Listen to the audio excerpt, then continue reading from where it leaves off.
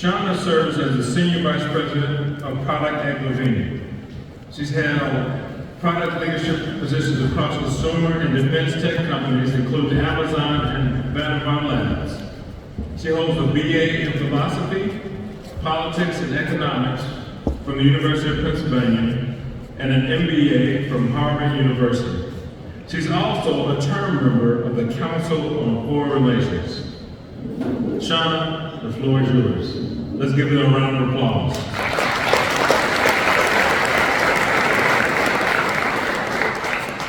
Thank you. Good afternoon.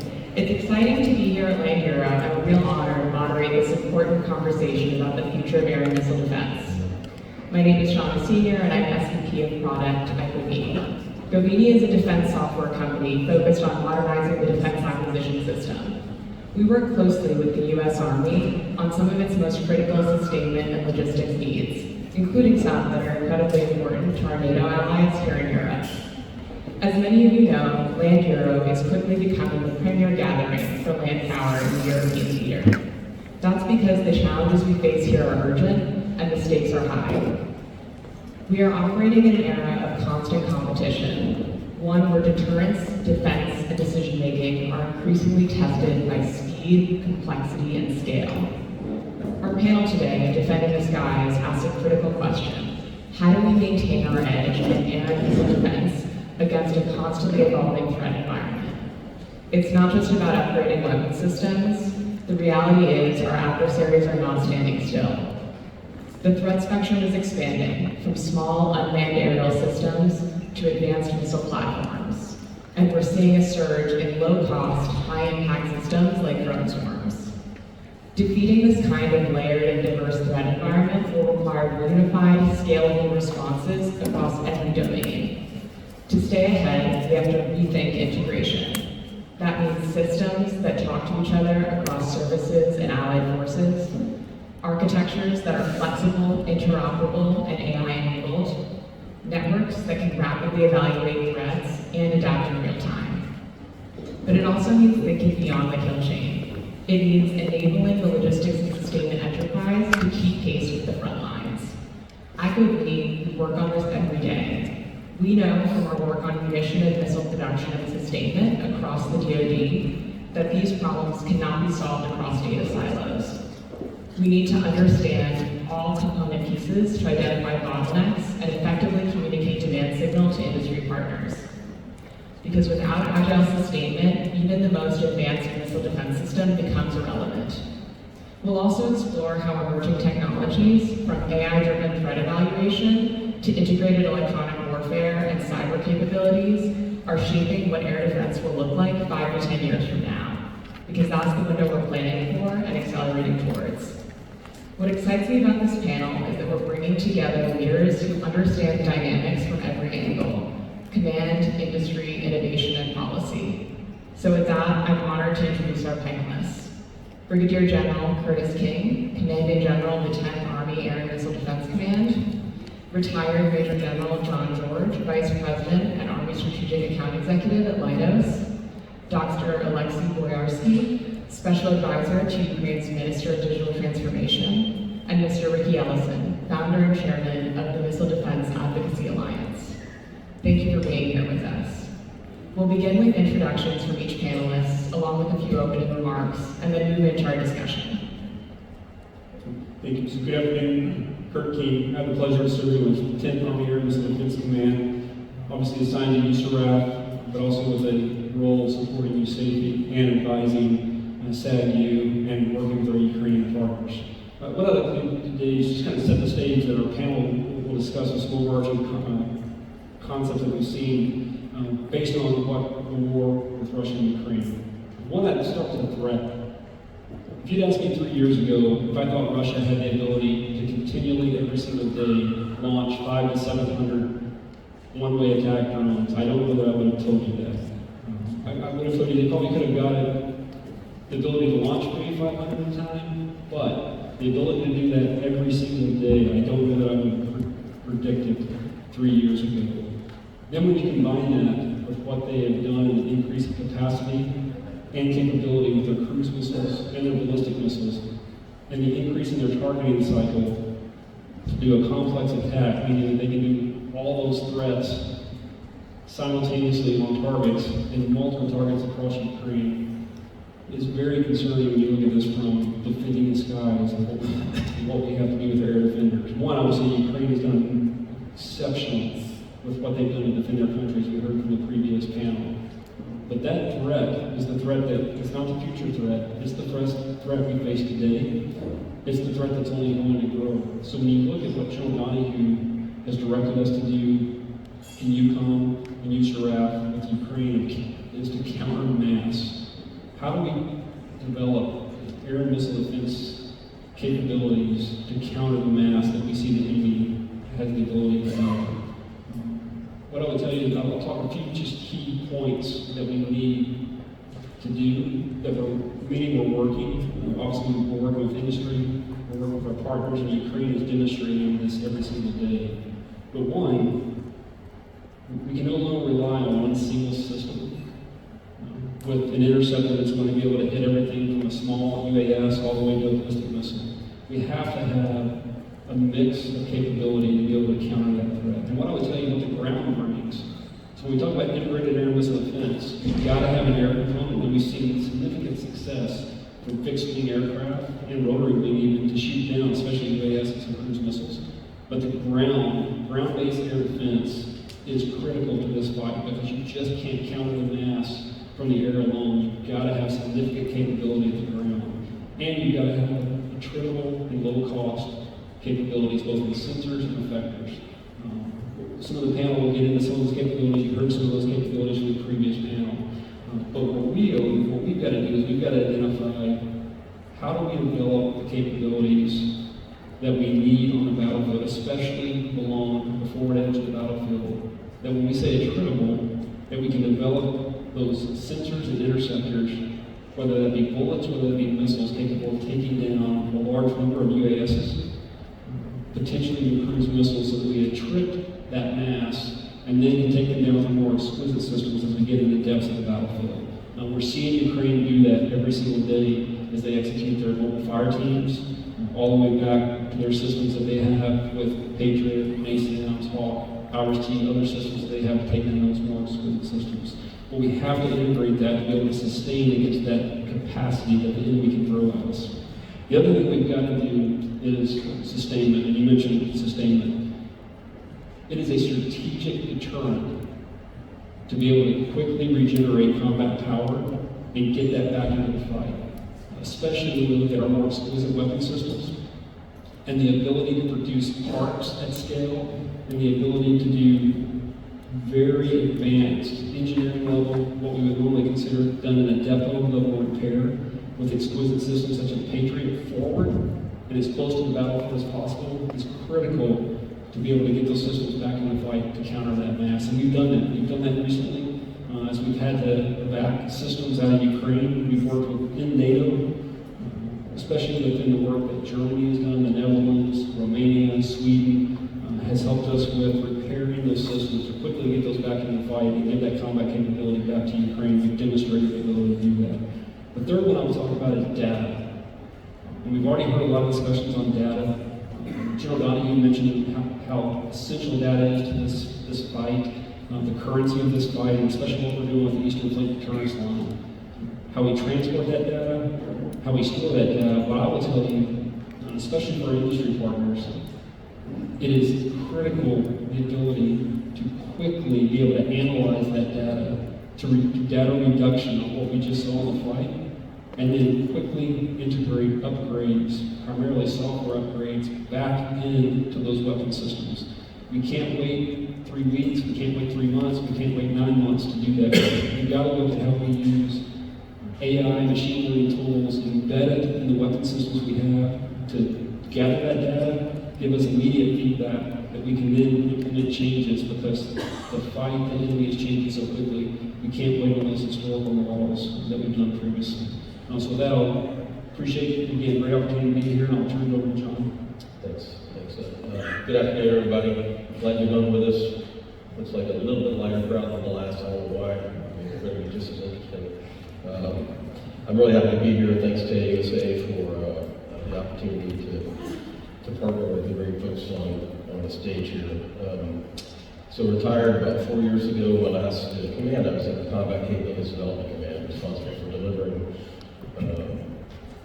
new technologies based on capability gaps that the Army has determined. So my mindset when I started thinking about this panel, and it goes right along with what Jim King said, when you identify what the required capability gaps are for current and future integrated air and missile defense, as well as counter-UAS capabilities, mass obviously comes to mind, especially when you consider, I think, Dr. B, I'm happy to be calibrated on this, but I think between the 8th and the 14th of July, the average was somewhere between 400 to 600 threats that were counted by the Ukrainian military. A mix of everything between the drones, the hypersonics, missiles, as well as decoys. And so a very sophisticated threat, only to get, I believe, as we look to the future, more sophisticated as these technologies continue to emerge. And so when you think about what your worst day is, and when you think about what the most pressing threat is, I think, saturation level attacks that are not just a one-time event, but a recurring event on a daily basis, having mass of your own to be able to defeat and deter future attacks is one of the required components of the solution that we ought to be looking at here. I think we also, as we think about how industry can facilitate meeting those required capabilities, AI-enabled C2 that many companies like Leidos are working on. We're delivering capabilities to the Air Force that are easily adaptable to the Army, as an example. But those aided solutions for C2 decision-making has always been one of the linchpins for future CJAD C2 aligned to multi-domain operations. I mean, the only way we're going to get there with the speed and acceleration is through AI-enabled C2 decision-making aids. I think to sustain the fires for those prolonged attacks, there are multiple ways to facilitate that, more than just the quantities of munitions, but having better intelligence, understanding how you can find positional advantage for your formations to provide the levels of protection required. And then I think really an important aspect for the Army is transitioning from the defense to the offense, because we, in the U.S. Army, generally like to be on the offense to achieve the objectives laid out in our strategy. And then finally, how do you, and I think about Ricky as we talk about this one, how do you converge capabilities across all of the domains to include space and cyber? How do you enable the not only protection but tactical deterrence of the threats from your adversaries by using the data that comes across all of the sensors from all of the domains? So I tee that up sort of as a tease for, I think, some of the future conversation of the panel. How does industry help accelerate moving in the direction of providing those capabilities? And what can the interoperability between partners and allies provide to increase mass, just by the sense of having more partners in the fight and more sensors and effectors in the fight? So thank you. That's it, Dr. B. Yeah, thank you. Great to be here. So my name is Alexei Voyarski. I was not supposed to be here 3 years ago. I was happily doing particle physics and cosmology for last 30 years and never thought to be doing anything military, but the war started and we all wanted to see how we can help. And actually the first program we met back in 2002, where our military activity started, was low-flying cruise missiles, which were hiding in the blind zones of radars and details of landscape, and we wanted to find a quick solution how to help to complete the radar field with something else. And we decided to do passive sensors, and because our target cruise missile was not communicating, was not emitting, we decided to use acoustics. And our first project is the acoustic system, which is running in Ukraine right now. 14,000 acoustic sensors, and we are going to get more to close low altitude echelon and complete the radar field. This project attracted the attention to the need in the completely new layer in the whole air defense system, which became urgent during this war. Or the layers that will have a new architecture. The classical air defense architecture is centralized, when one of the main characteristics of any sensor or any weapon is its range. You want to have long range, you want to see far, you want to shoot far. It's very convenient, you can control a big territory with a few systems. The problem with this approach is that it works only as long as the interceptor is more expensive than the target. If it's easier for the enemy to make more targets and for you to make more interceptors, you lose whatever sophisticated and successful your interceptor is, because you will be exhausted or overwhelmed. And so for certain type of targets, like UAV, one-way deep-strike UAVs, but also cheap ballistic missiles or cheap cruise missiles, which many manufacturers are making or working on right now. For this kind of targets, the price of the kill becomes a crucial characteristics, because it's not only about money, it's about capability.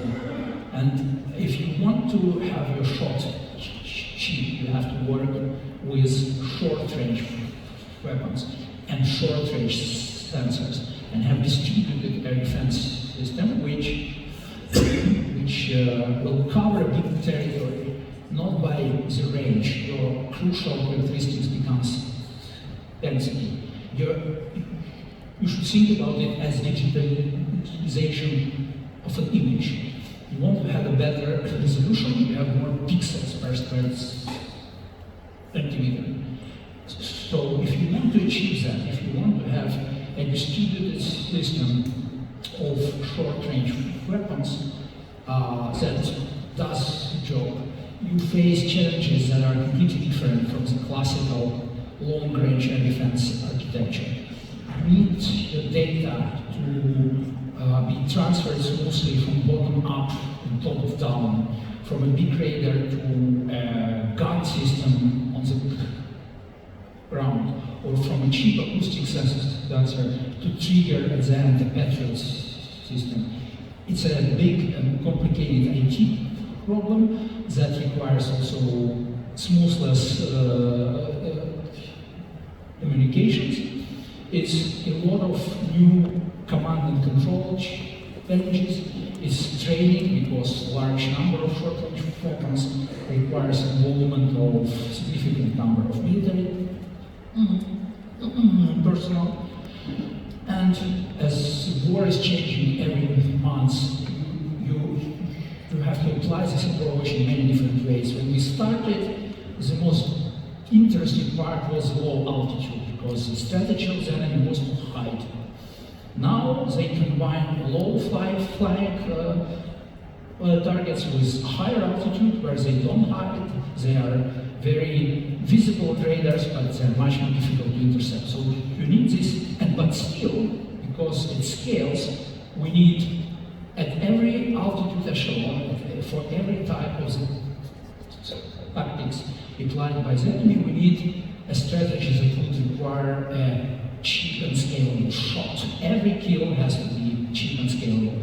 And to achieve that, you always must use ground-based weapons. Everything that flies, let's say, before 1500 meters has to be killed from the ground at high altitude when wind and turbulent component of the wind becomes important. This approach doesn't work anymore. You need drone interceptors or other flying interceptors, and still the challenges are to deliver the best possible data to every weapon system, every interceptor, and keep the whole system cheap and scalable. For this approach with large number of items involved, the automation almost becomes crucial. You have to decide what do you want to keep with the man to decide, and what you are happy to outsource to AI or any other kind of automated systems. So this type of challenges we face every day in Ukraine, and we are working constantly on them with the team of the Ministry of Digital Transformation and Ukrainian Armed Forces.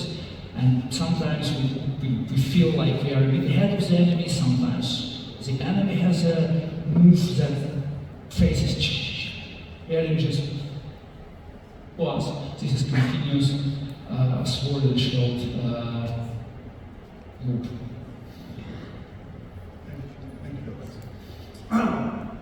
Welcome. I want to thank General Brown.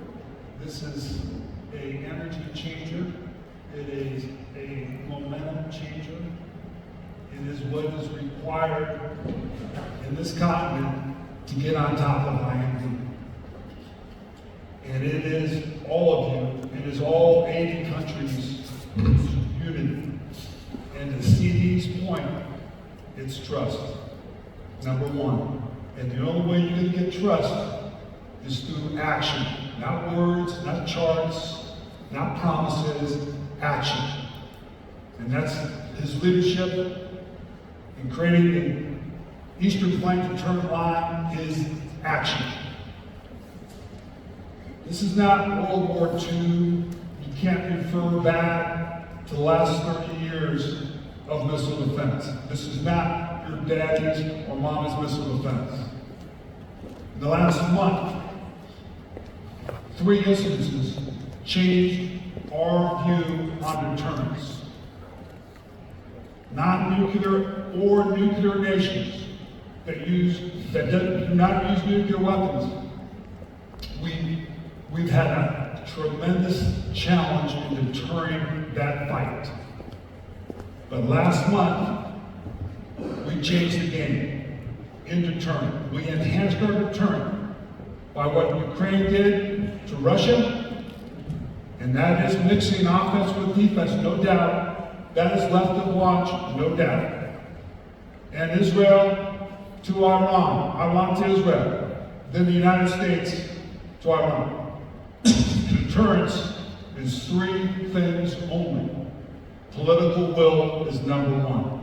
And we haven't had political will to do what we did to Iran. That should have been done back in 1978. Political will. You have it now. The second thing is you have to have your offensive capability to get through anything they've got and hit them no matter what they've got. And the third thing is you better be able to defend yourself and counterattack. Each of those situations had those 3 elements. Today, we don't, Europe does not have the ability to defend against the counterattack. Not one nation, not one forward operating base, not one maneuvering force could handle one night. You go back to July 7th, 728 by Russia, drones and missiles. Only 20 of them were ballistic missiles and cruise missiles. The rest of them were Shahed 3s. That should tell you something. Shahed 3 is the best bang for the buck for the Russians. And they're beating us on the cost curve. We have to address this. And this has to be done, and it's being done. The Eastern Flank Deterrent Line. Data is the backbone of that concept. Data is the backbone of the Golden Dome. This is Europe's Golden Dome. And as CD said, the land sharing of open data is as equally as important now as the space sharing of data, which we will be doing in the United States for the Golden Dome.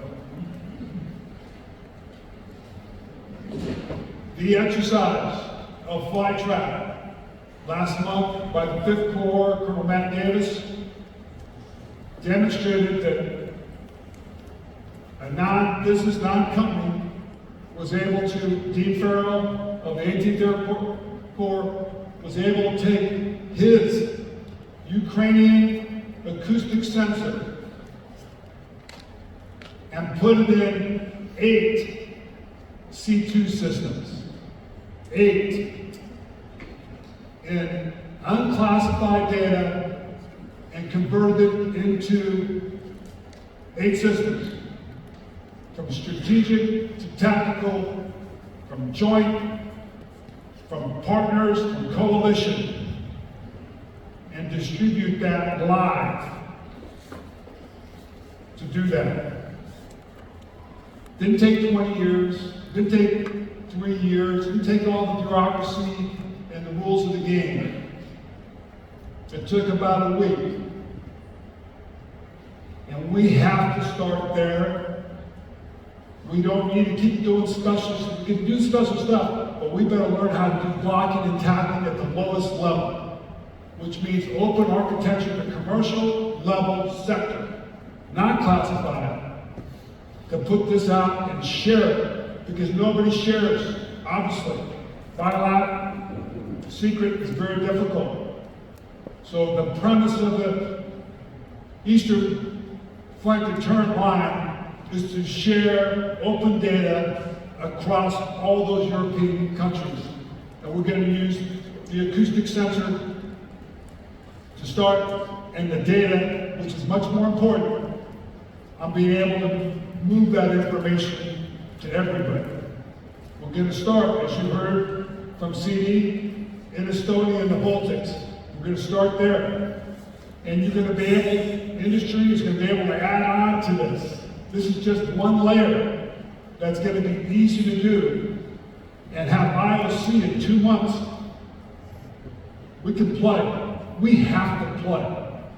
We cannot not do this because we can't deter a world war because we don't have a defense to protect any counterattack. It's a challenge. It's frustrating going to see mounted and dismounted capabilities for our maneuvering force can't go forward. You've got fiber optic drones that are unbeatable right now. And just from the U.S. perspective, we only have 50 Patriot batteries. We have 3 shore-out battalions and 8 DAB batteries for 3 COCOMs. Kurt's only got 1 battalion here. And you got the Golden Dome in the U.S. probably trying to pull some of that stuff back to the U.S. You gotta play. And this is not, that's why that 5%'s up. And certainly you should really be thinking about spending that 5% or that increase of 3 or 4% on being able to defend your infrastructure, your bases. And we can do this as a team, not as an individual country, to do this. So we're at an inflection point, and I know CD is a man of action, and we're going forward with what we got. And I'm just awesome to see some of the guys he's already picked on his team. Kurt is going to be the military person over it. We've got Dean Farrell, who's going to be in the 18th, who's going to be the data in charge of the technical part of it. And we got Colonel Hill, PO, Missiles and Space Breakers. I'm going to get Colonel Hill to CD for the American-U.S. involvement of program record capabilities. It's an exciting time. And it is about winning a world championship. And we have to do it together. Thank you. Thank you. Kurt, why don't we start with you? You mentioned mass. What is the TEP doing to address the mass and precision threat posed by Russia? I think a lot what we're doing is, when I talk about the threat, I think really the observations and the lessons that we're seeing out of Ukraine. Defense in depth has been a principle for air defense for 40, 50 years. We've learned that from World War II forward, but really what we're doing is looking at how, countering the mass, how do, and Alexa mentioned, how do we do that at a more affordable cost curve? So when we look at the Eastern Flank Deterrence Line, John Donahue's direction to us, there's an unmanned security area. So one of the key pieces we're focusing on right now, through, as Ricky mentioned, fly trap, transformation and contact. My team's working with Ukraine, working with 5th Corps, working with industry. How do we get unmanned systems that have sensors and effectors that we can place in that unmanned security area to be able to blunt or block that first wave, especially UAS. We're probably looking at the mass that can be generated with one-way attack routes. How do we develop those capabilities that we can put forward? We're not putting a person, a soldier in danger, but we've got a capability that if it does get destroyed, we didn't lose hundreds of millions of dollars, but they take out the preponderance of that threat that's coming across, that mass that's coming across. And the other piece is that we would have the ability to reposition those forward. As Ricky talked about offensive, John talked about offensive fires, that those same sensors, especially that data that they're gathering, we can get that to the targeteers, whether it be ground-based or air-based, to go target those ground control stations, those launchers that they need to be picking up from those sensors that we've got. John, how do you think the defense industry can accelerate the delivery of advanced air missile and UAS defense systems to meet the needs of the Army formations, especially in light of these emerging threats like hypersonic missiles and drone swarms? Yeah, I think, first of all, I think the administration and the Army leadership is taking us in terms of priorities in the right way to put your money where your requirements are. So, of course, our programs of record, for example, Linus is a product track that need to deliver on pace with what their requirements are from the PDO. Certainly can go faster. So that's one thing we consider programs of record. It's a funding-based pace of delivery of the capabilities. But I think what industry can do, and that is often not leveraged to the degree it should be by the Army, is prioritizing IRAD investments in places where it would accelerate delivery of new technologies. I mean, if you think about the top 10 defense contractors probably spend $6 billion a year in IRAD. That's almost a quarter of the Army's procurement RDT&E funds every year. That's a lot of money. And so industry works to develop new technology by self-funding, and then finding the right mechanisms to put it into tests, put it into experiments. If you can get into Ukraine, that's even better. To learn from the brutal reality of combat and to modify those capabilities as quickly as possible by being present and partnered with the user community.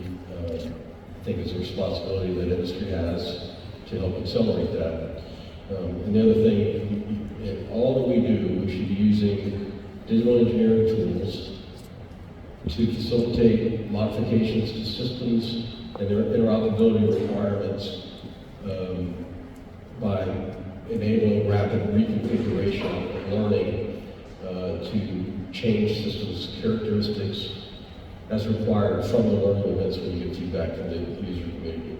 Those are a couple of examples I'd say that industry leaning forward at industry risk because the ROI is not always there. Demand signal sometimes is weak, so having a good demand signal and the ability to project, take risk, and be brutally transparent with the Army user on where we are with our development of those capabilities in partnership can enable going quicker and deliver capability that maybe not be the 100%, but an 80% solution that's better than having nothing. So, I can add what John said, it's really, really important. What we're seeing with transformation and contact efforts that we're doing here in Europe and also stateside from the U.S. perspective is we have to be willing to accept more risk and understand that industry brings that technology. We're not getting that finished product that, that TR highest level,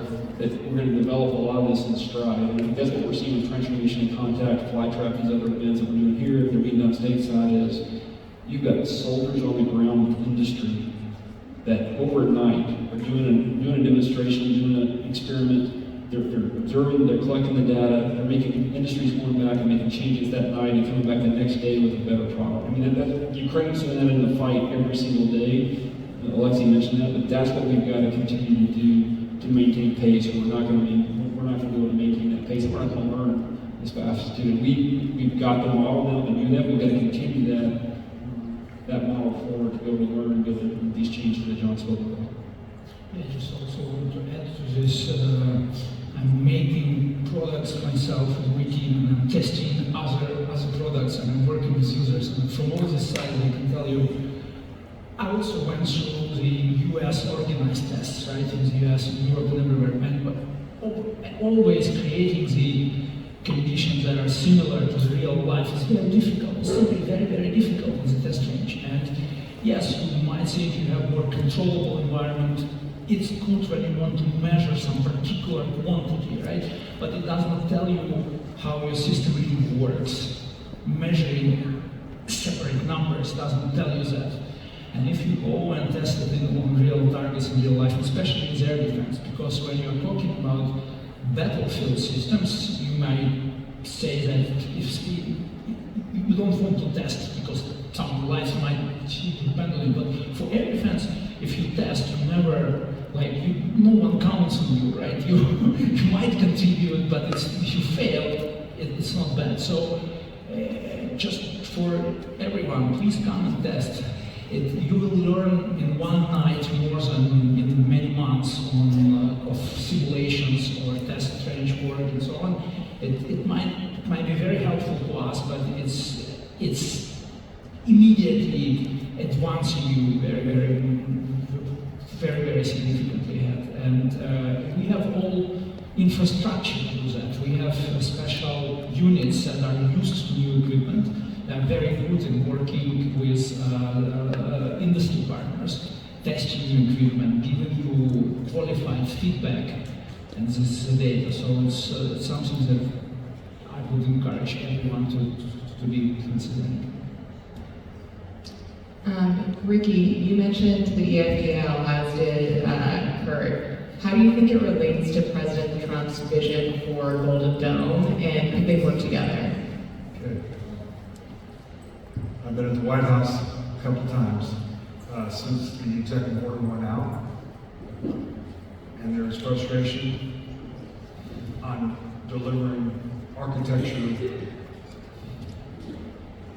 and where we're going is in space with an ability to detect anything from anywhere in the world and have that data be available for offensive precision strike and for defensive fires.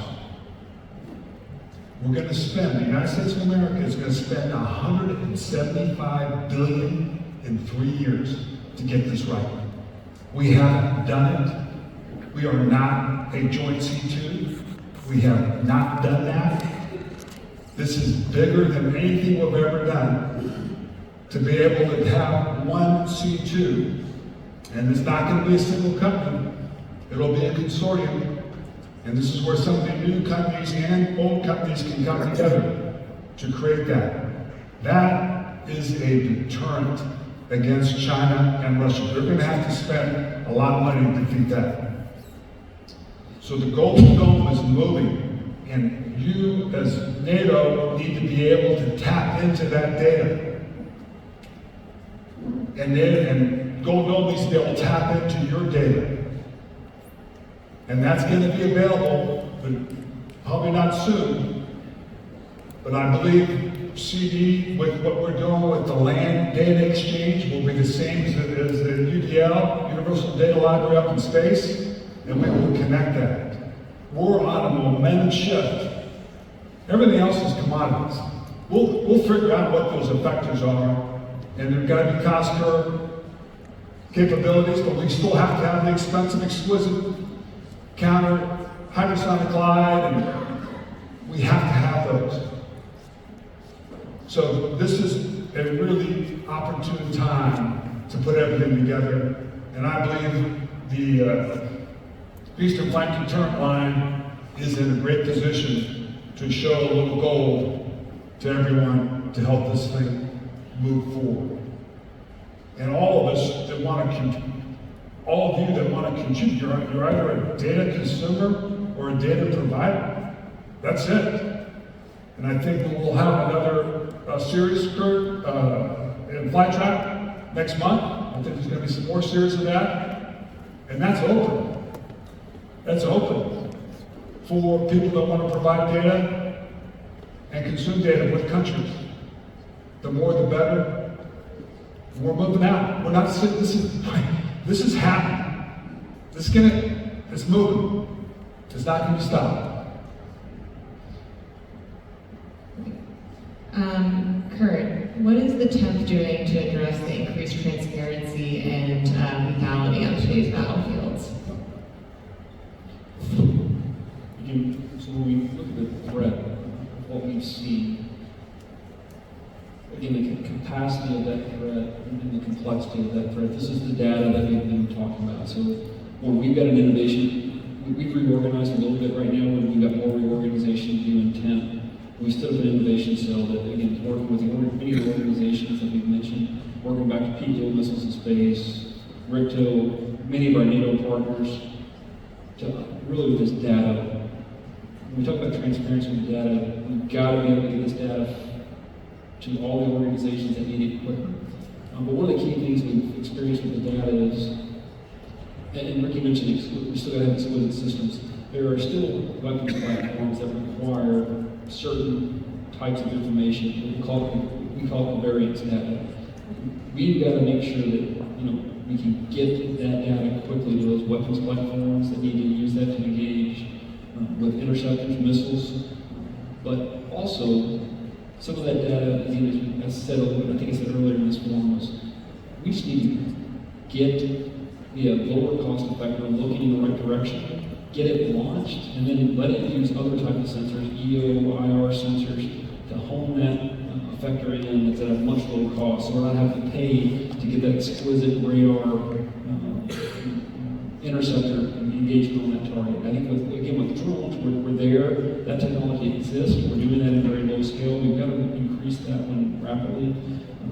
And then we've got to get that back to the offensive fires. We've got to get that data quickly back, because a lot of the sensors, a lot of the data that we're talking about that's needed either by offensive or defensive fires, it exists, but we've developed systems that are only using a portion of the data that they have available to them. And now we've got to be able to tap into that data and quickly get it on the offensive side as well, so that they can very quickly, instantaneously execute fire commands to strike those systems, counterattack, even probably if we detect it where they are before they launch a threat, we can destroy them before they ever launch. Hey, Kurt, do you think with this transformation, should we be combining our defensive fires with our offensive fires and putting them together? And when is the Divardi coming back? When are our maneuvering regiments or maneuvering corps? When do they get missile defense? It's ridiculous. They don't have it. And so they're useless without it. When does that happen? Do you see that transformation, or are you going to keep it separate like we've been doing the last 30 years? You gave a couple examples. You mentioned the common launcher. That's an initiative that the U.S. Army's been working on for a while. But that gives that would give us the concept behind that, as he discussed this morning, which will give us the ability to fire either an offensive or defensive interceptor out of the same launcher, which there's a lot of benefits to that. The enemy doesn't know which one it is. It obviously helps us with our magazine depth. And I think that the other piece that we've done, very small scale on the US side, is through, for example, IBCS, Integrated Battle Command Control System, is to be able to take that data that I was talking about from a defensive, primarily what's been a defensive sensor, but that is detected either the target or the launch point, digitally pass that through to offensive capabilities such as HIMARS, ATACMS, and within milliseconds process a firing command. Humans still in the loop, but process a firing command to reduce the time that it took. Those are movements. When we talk about offensive and defensive fires, that. What about the schoolhouse? What about the training emerging now? With putting our defense guys back in with the maneuvering things? Yeah, I think that's a discussion that we've got to have. I think what we've got to assess is what are the skill sets that are required at that battalion level right now. And I don't know that we're at the point to completely combine those because the skill sets and the training on the technology is so different right now. But I will tell you that WBC levels, theater fires commands, our ability to integrate what has been our targeting cells and our defensive fire cells is a must. And we do that, but we've got to look to do that better, and we've got to gain some efficiencies is using technology to help us do that, but also when we look at space-based capabilities, electronic warfare capabilities, as Alexa mentioned, we've got to integrate from a defensive perspective to understand how we can use electronic warfare to defend as much as we're using it to target. And same thing with space-based capabilities. There are some, obviously, we use those to target ISR to find things. We've got to figure out how we use to protect that. We do that, but we're not always the best at integrating those two. I want to ask you one more question. I know it's hard, but I need to throw it out here. The Army's defending all these air bases. Are we changing the roles and responsibilities to let the Air Force go and defend their own runways? We don't have enough capacity to do that alone, let alone do logistical Army bases and maneuvering forces. And you're forced with that mission set. Is it time for somebody else to pay that bill or to be able to protect bases for their maneuvering force? Why is the Army protecting Air Force maneuvering bases?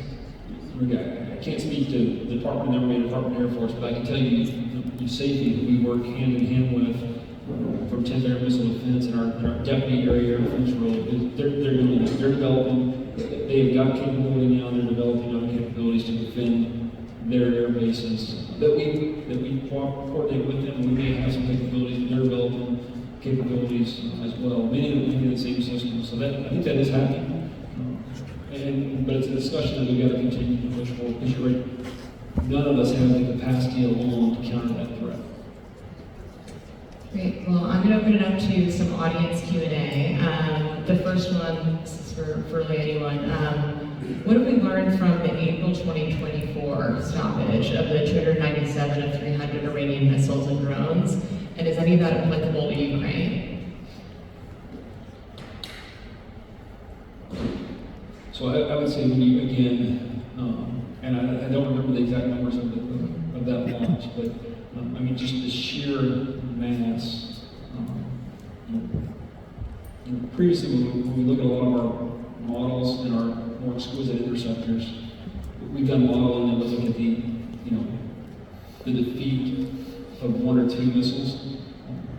When you have tens of missiles in the air and being intercepted, and the debris and everything else that occurs with that, every single time that happens, we learn a tremendous amount of data. And just from that fact, in those instances, there's a lot that we're learning right now on how we improve and optimize our air missile defense systems. And that gets back to my discussion on data. That's where we've got to have more rapid data reduction capability. We've got to have on-board capability that gives us at least some immediate feedback that we can make changes to optimize what we call our firing doctrine, but our ability to intercept and destroy those missiles. That's one thing for sure that we've learned. The other is you've got to look at the targeting. You've got to look at the offensive. You've got to look at the offensive piece. It's got to be I think Ricky said this too. It's got to be integrated. What you saw from that was a coalition. So no one nation can do this alone. It's got to be a coalition with that capacity to defeat that. I'd just add that was the true integration maximum with another country. The integration operability from our ships shooting stuff down, from our F-15Es shooting stuff down, from our THAADs, Patriots in conjunction with Israel. That's huge. No other country comes close to that. In relationship to having an integrated air missile defense between the United States and Israel. We've got to work to that, to other countries to do that, but that was perfection. Alexi, what technological evolution, whether it's AI, directed energy, electronic warfare, do you believe will have the greatest impact on the future of air and missile defense in the coming decade? I think one of the first things that any air defenders is learning is that in this field there is no single bullet. If you fully believe on one technology, you're done, always. EW is a very good example. Of course, it's very attractive to do soft kills rather than hard kills. It's cheaper, it seems very attractive, but in Ukraine we went through waves when our EW was very effective and then it was not effective at all against, let's say, Shahid, and it can always change. It's good to have it, but you cannot count on it. The same is true for all other types of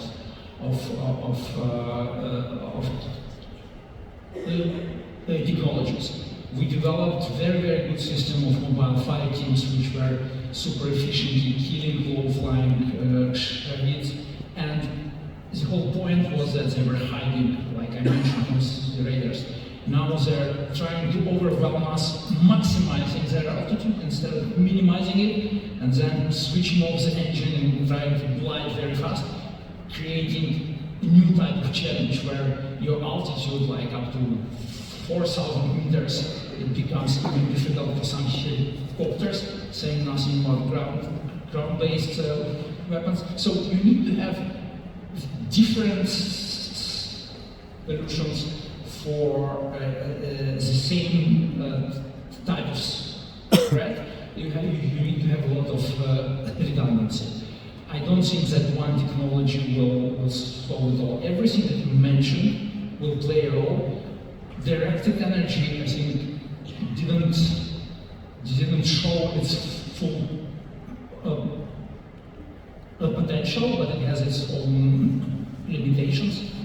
Weather, for example, and so on. So, yeah, that's my answer. I think we need complex, multi-directional development, and the good air defense system in every layer of air defense system can have a lot of redundancies.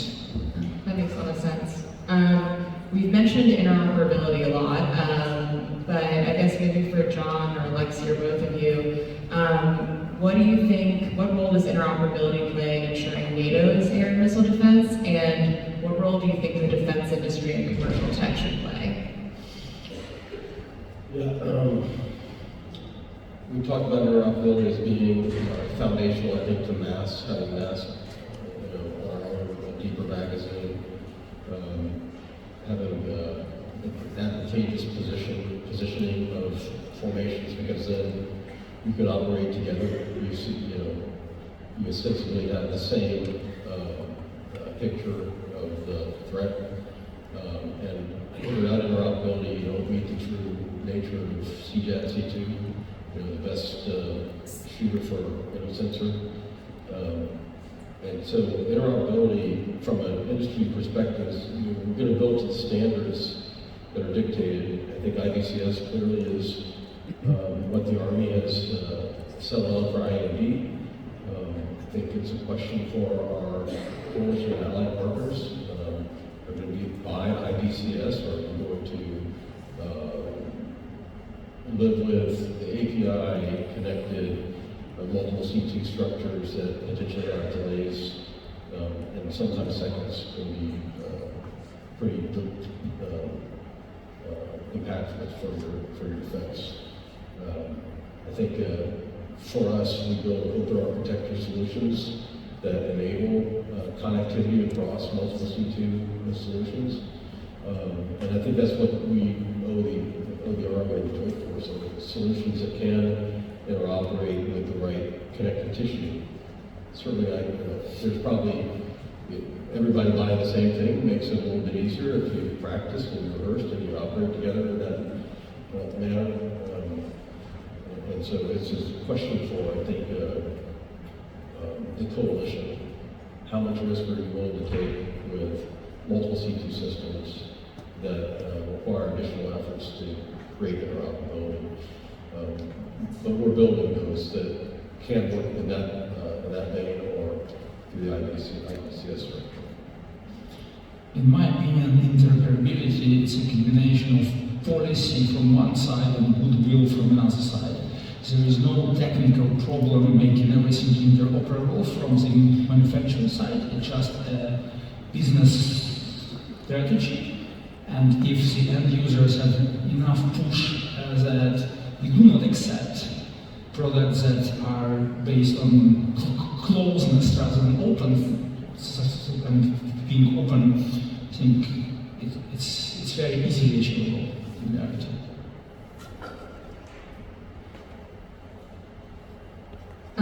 This could be for anyone, but maybe starting with Ricky. What changes to policy, acquisition, or industry are most needed to scale missile defense across NATO more affordably? Well, I think that's what we're doing with Golden Mill. We're going back to Oppenheimer and Groves. We're going back to Rickover with the nuclear sub, to Schriever with the ICBM. Mike Goodwine will have authorities over all the acquisition, direct report to DepSec, take him and give him the problem. That's what we're doing. It's a huge shift to break what we've done before. This was great when we were fighting CENTCOM in the Middle East. It is not good. We have to fight Russia and China. And we can't do it the way we've been doing it. Authorities are huge. They're going to be done that way. And I think leveraging my good line over here would help you greatly on getting this done.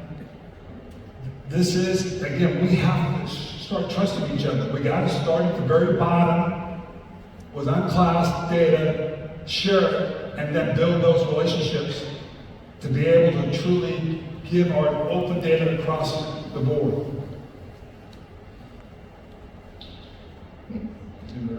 I just want to add that the main change probably should be the following. Every technical or scientific problem, solution for it depends on the boundary conditions. If I want to make a seeker, let's say for a missile, right? The first question, am I allowed to build exclusive components for it, or should I make them from off-the-shelf components? So two different problems, they will give two different solutions. Only a product made of off-the-shelf components is scalable and will not depend on long lead times and so on. And we need exclusive products. We do need them because sometimes it's the only way to make an interceptor for a hypersonic missile or something like that. But if you want to counteract scalable target, you need scalable answers. So you must have a product made of off-the-shelf components, and this will be a boundary condition for engineers to design it. And this genre of military procurement does not exist. It didn't exist before. From time to time, MODs must create a call or a tender for a product which is by definition made only of the easily substitutable off-the-shelf components. That, I think, is key to have in your toolbox also these cheap and easily scalable products. Two other critical points here. In the executive order, the President of the United States put forward our ability to track, sense, intercept in space. That is now policy. That's not a hurdle anymore. You have to understand that. That has happened. That's a tremendous shift from what we've been doing in NATO. So we're going to war fight in space, starting with the golden on that. The second thing is policy. Look at NATO. We built stuff that was directly not allowed to face Russia. You don't have any radars facing Russia. You weren't allowed to do that. You've got an upper tier system basically focused to Iran. You are hopefully shifting that integration to IND for all threats, but it's not been done. You need stuff facing Russia. And I don't know where the policy is yet with NATO, but I'm pretty sure it's going in that direction. Because we're not where we were 20 years ago. We got a real threat. And if there's a settlement in Russia, and if there's going to be a settlement in Ukraine, they're coming. Putin's not stopping. So you're going to have to deal with this. And you're going to have to spend money on missile defense capabilities to make Europe safe. Great, so we're kind of closing this out. I would love it if everyone could just go around and say what are, if there's one thing you wanted the audience to take away from today's panel, what would it be? Well, again, thanks. Great to be here today with the panel members to speak to you about defending the skies, what we're doing, air defense. I just say one, it's an everybody effort. Just with the threat, we've got to develop this together. We've got to be willing, especially in the development and our work with industry, we've got to be willing to accept more risk and implement those policy authorities that we need to adjust so that we can get capabilities into soldiers earlier, keep soldiers on, experiment with them, learn from them quickly so we can get them integrated. And then the last one I'll just close out again is I can't stress enough the data and how important it is to quickly analyze that data and be able to make changes quickly. And that's where we have to get open architecture, software-based systems that we have that available to us. Thank you. Yeah, I'd say the one thing I want to emphasize is just the necessity of good partnerships, industry to government, to industry to army, industry to industry, and building trust and through brutal transparency, I would say, on requirements, capability, needs, and development efforts, so that we can solve these problems together. There is a lot of great technology in industry, and I think we're sometimes talking past each other and missing opportunities to uncover potential solutions. And it takes events like this, it takes the openness of Army leadership to accept conversations with industry and industry again to be transparent on their development efforts that are real capabilities that can provide solutions that the Army needs. The more that we talk and communicate and share information routinely and build trust in those relationships, I think the better off we're all going to be. Well, I propose a take-home questions that air defense is the area where quantity can sometimes beat quality. So if you want to have real advantage, you need definitely advantage in quality, but you also need to have, to be able, if needed, to have advantage in quantity. And this is a different technical challenge, which requires different technologies and different approaches, and everything from sensing to intercepting and to organization of your system. And so you must have proper technologies in your portfolio. It has to be balanced at this flank as well. Okay. I think you got to find a way to be part of the Eastern Flank Deterrent Line. That's the winning team.